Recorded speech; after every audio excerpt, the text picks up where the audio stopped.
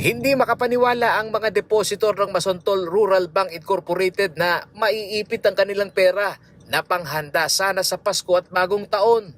Ipinasara na kasi ng Bangko Sentral ng Pilipinas o BSP ang naturang Rural Bank. Ang ilan sa aming nakapanayam, dismayado dahil hindi raw sila mabigyan ng eksaktong petsa ng Philippine Deposit Insurance Company o PDIC kung kailan maibibigay ang kanilang pinatagong pera.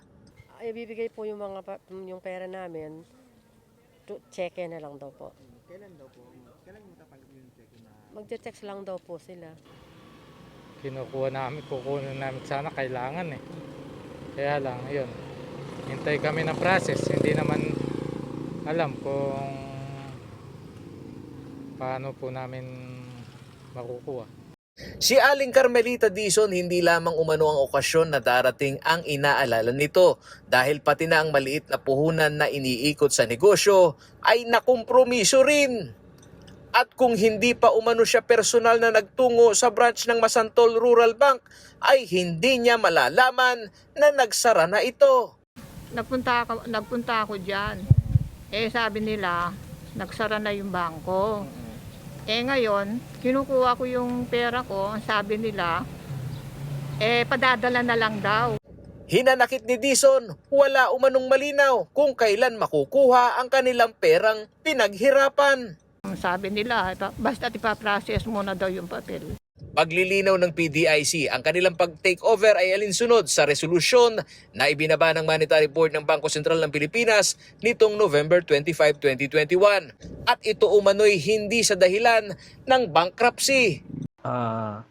hindi po actually bankruptcy, sir, kasi ito ay ipinasara ng Monetary Board ng Bangko Sentral ng Pilipinas noong November 25, 2021. Ito po ay sa bisa ng Monetary Board Resolution number 1587-C na kung saan din no-authorize po o dinedirektang inuutusan ang Philippine Deposit Insurance Corporation or PDIC bilang receiver at mag-proceed po sa takeover and liquidation of the bank. Ayon sa tagapagsalita ng PDIC na si Antonio Errol Ibanez, sa assessment ng bank record ng BSP, may mga hindi naipasa ang nasabing bangko kaya ito naipasara. Kasi sir, ang BSP po ang nag-examine ng bank records. So sila po ang higit na nakakaalam kung ano po yung mga grounds nito. But definitely sir, may mga requirements po o mga compliance na kailangan pong sundin na hindi po na comply ng bangko with the Bangko Sentral ng Pilipinas. Sa initial na liquidation ng PDIC, hindi bababa sa 800 ang depositor ng Masantol Rural Bank. Ito'y mula sa dalawang branch nito sa Masantol at Macabebe, Pampanga. Lumalabas sa initial na pag-iimbentaryo ng PDIC, nasa 48 million ang cash deposit sa Masantol Rural Bank at target umano nilang maibigay ito sa susunod na taon o January 6, 2022. Ang target po natin na mabayaran sila ay simula po ng January 6, 2022. Hindi po umabot na bago sana magbagong taon. Actually sir, magsisimula po kami ng December 29. Pinilit po namin na makapagsimula kami ng December 29. At syempre, meron po itong proseso sa post office. Nakipag-usap po kami sa post office kung maaari po ay once na makarating kaagad sa kanila ay ma-distribute na sa mga depositors po natin para naman po ay maging masaya ang kanilang bagong taon.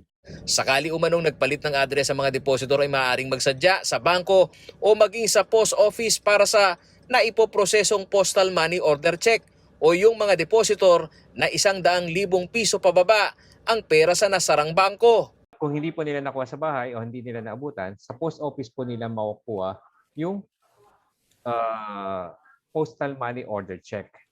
Ito po ay para sa mga 100,000 at pababa, wala pong utang, hindi po sila association, at kompleto at tama ang address na nakarecord sa bangko o kaya naman sila ay nag-update ng kanilang addresses gamit po ang mailing address update form. Paalala ng PDIC, huwag nang makipagtransaksyon sa dating mga opisyal o representante ng nasabing bangko. Babayaran naman umano ng PDIC ang 500 insured deposit ng mga depositor sakaling maiproseso agad ang mga requirement.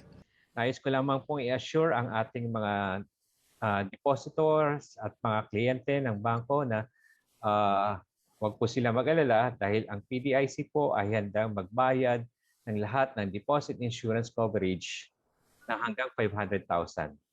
Ayon sa PDIC, ito na ang ika-11 na rural bank sa bansa na nagsara mula nitong 2019 o sa panahon ng pandemic crisis. Paolo G. Santos, CLTV News.